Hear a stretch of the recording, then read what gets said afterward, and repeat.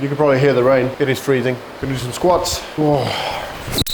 Got this little mic today. I think it's very loud, so apologies if it is.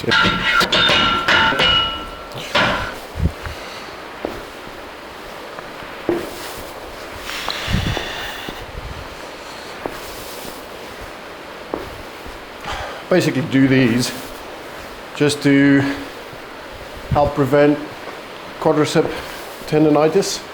I've had it before, but I do a lot of squat volume. So this just really puts the tension on the patella tendon, but on the quad side, not on the front side, if that makes sense. It's what I find works. If it's really bad, then I just really slow down this part and literally just put all my pressure through this quad, touch the ground, make sure that my leg is 90 degrees, my back leg is 90 degrees as I go down, so I'm not like this. Woo.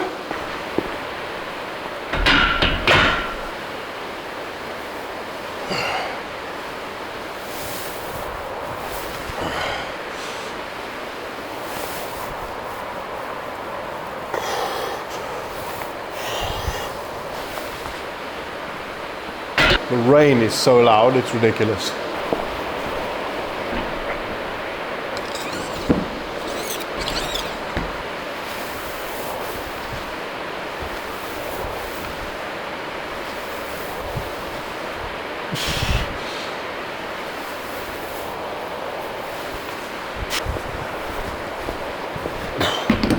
So my plan is basically for today, build to 75% and do a set of 5, then go 80%, then do a set of 3, then 85%, do a set of 1, do that 3 times. Try and really be upright throughout my squat. And engage my glutes.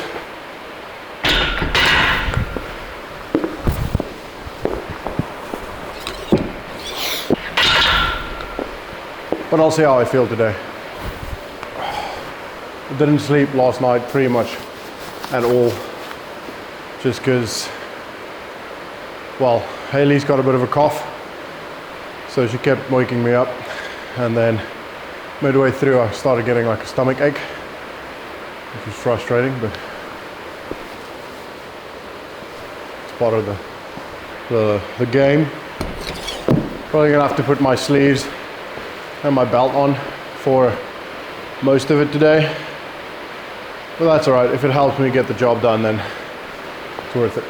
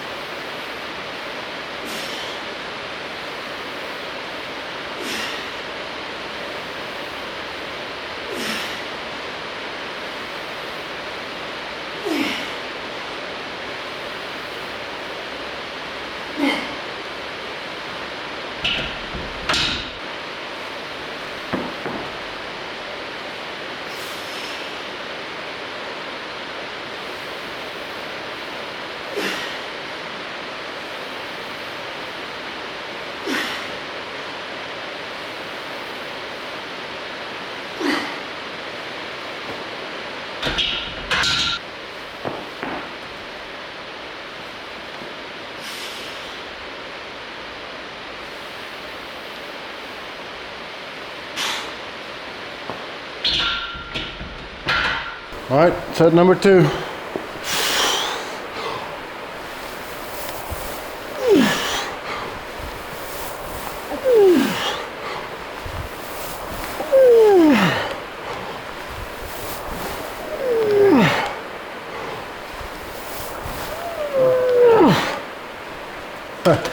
Starting to feel it.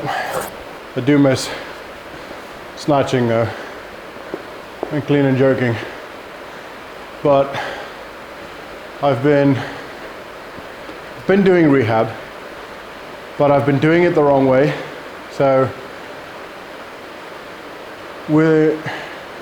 I've been doing rehab focusing on getting stronger rather than focusing on moving correctly. And the difference is using heavy weight that you shouldn't be using, which then means you're using the incorrect muscles. So very often with a shoulder impingement, it's like the small little muscles that make the difference, right? So that helps you move correctly. Not small muscles, but you know, it's the non-major movers essentially. It's like the stabilizer muscles that help your joint move correctly, your shoulder and stuff joint move correctly. And when you add too much weight, you use your major movers, so like your delts and your traps, instead of the small stabilizers, so like the supraspinatus, infraspinatus, subscapularis, teres minor, all of these small muscles.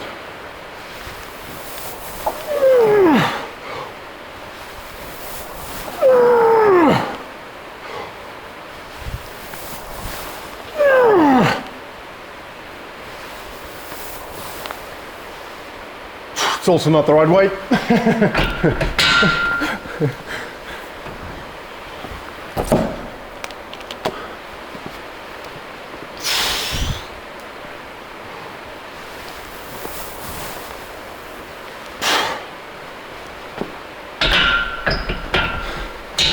There you go, that feels right. I'm starting to get warm now.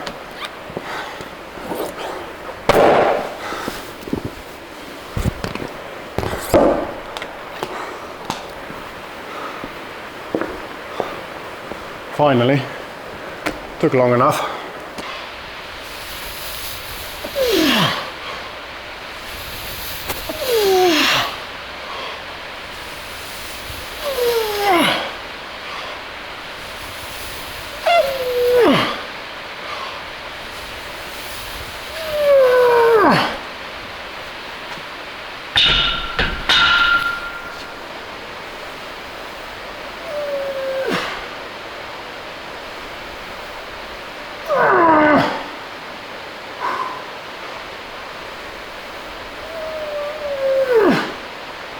And I'm facing straight towards the camera for the thumbnail.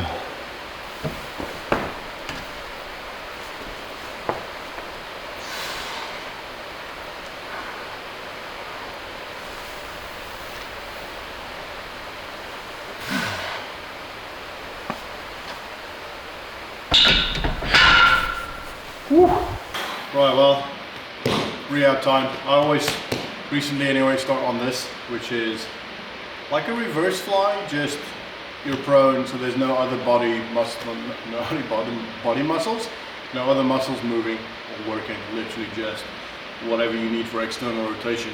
And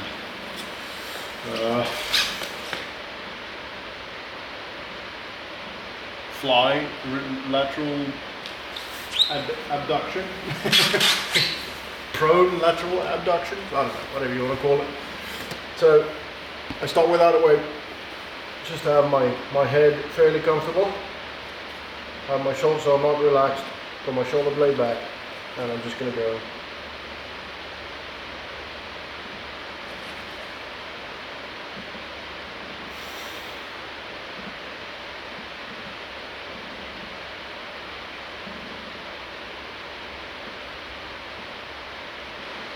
If I find that I tend to internally rotate my shoulder, I want to pull my thumb up, I point my thumb to the roof. I try not to do that, to have the internal rotation from my humerus instead. So as you can see, I can externally rotate my humerus while my thumb is still pointed down. I don't have to do that, but if I'm struggling, then that helps just a little bit. So I do both arms, even though only the one arm is injured currently.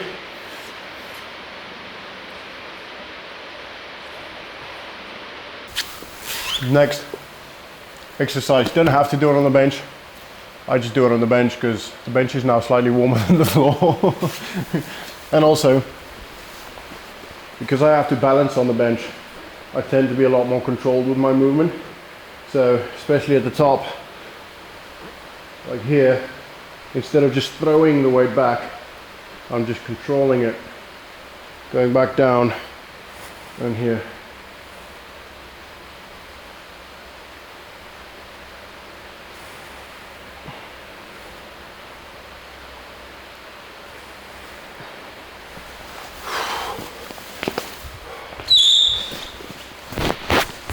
Oh, I'm on the mic now, so apologies if you can't hear me.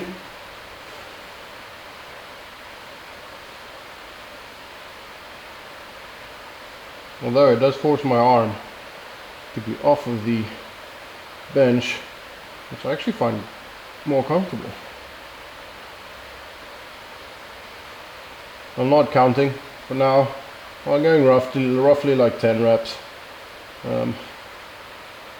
Counting, like, it helps if you know how many you're doing, but it doesn't really matter. This first set for me is always just kind of like a warm-up, like a primer. So I'm just really focusing on using the muscles that I should, making sure the shoulder blade is activated. The shoulder does what it needs to do, you know, instead of like internally rotating and like pushing out like that, rounding of the back as I'm doing it. Just nice and straight, nice and strong, everything moving as it needs to. Lats activating, traps not pulling the shoulder blade up, just really focusing on moving correctly, and then I add the weight. And this is the big difference between what I'm doing now for rehab and what I did the last 4 months, is that I was more concentrated, more interested in moving weight than I was in moving correct.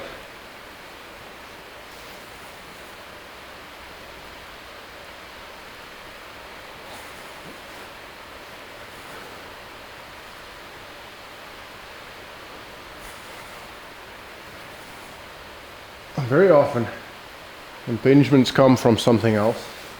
So like impingements isn't necessarily just the impingement that's the problem. It's usually because of either another injury or a dysfunction of how the shoulder joint moves, or the hip joint or whatever. But that dysfunction usually comes from something else. Again, an injury or fatigue. So like overworked muscles. So to give you an example, if my, I don't know, one of my stabilizer muscles, so let's say my supraspinatus, if that one is either injured, so torn or pulled or whatever, or it is overly fatigued, usually something else then starts moving, starts doing its job. So like you'd maybe get more trap involvement or more rhomboid involvement or whatever, which then just means that your shoulder joint isn't moving correctly, isn't moving in a healthy way, which then puts other ligaments or musculature at risk of being impinged by bone or something else, due to the entire joint being kind of in the incorrect place throughout its movement or at certain phases in the movement.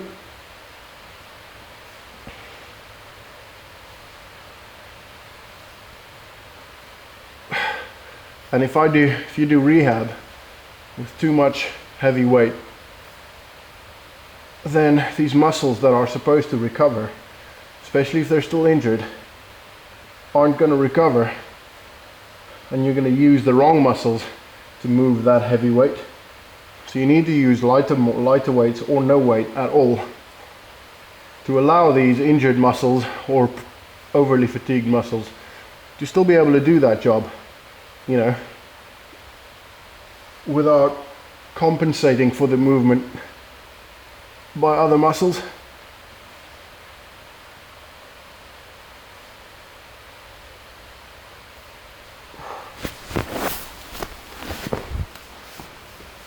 And that's the big difference that I'm doing now, is focusing on moving correctly rather than moving a lot of weight. And then, not the last one necessarily, I do a lot, but just the last exercise that I'm doing this morning. The rest will be stretches and stuff, and then I'll probably do some more stuff tonight. But the last one I'm doing this morning is just side laying external rotations. Fairly straightforward, same rules apply. I'm going to do it again on the bench because 2 reasons.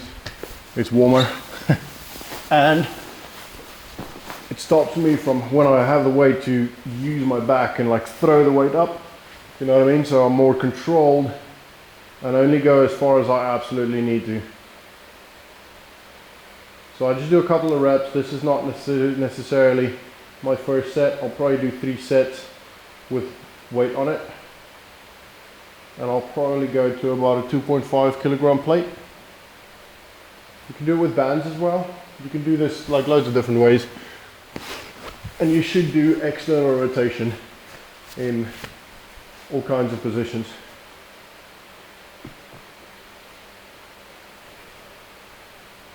You don't want to go too far, because once you go too far, you stop actually using your infraspinatus for the external rotation. You should feel it back here instead of like between your shoulder blades. And you tend to do this almost when you're going too far or too heavy. So it's a fairly small range of motion. It's not back here.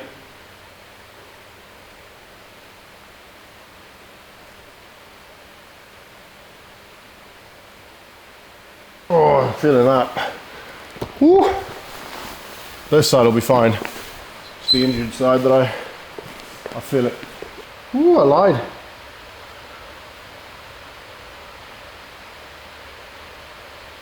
Oh, that's a good burn. Ooh. You should feel it back here.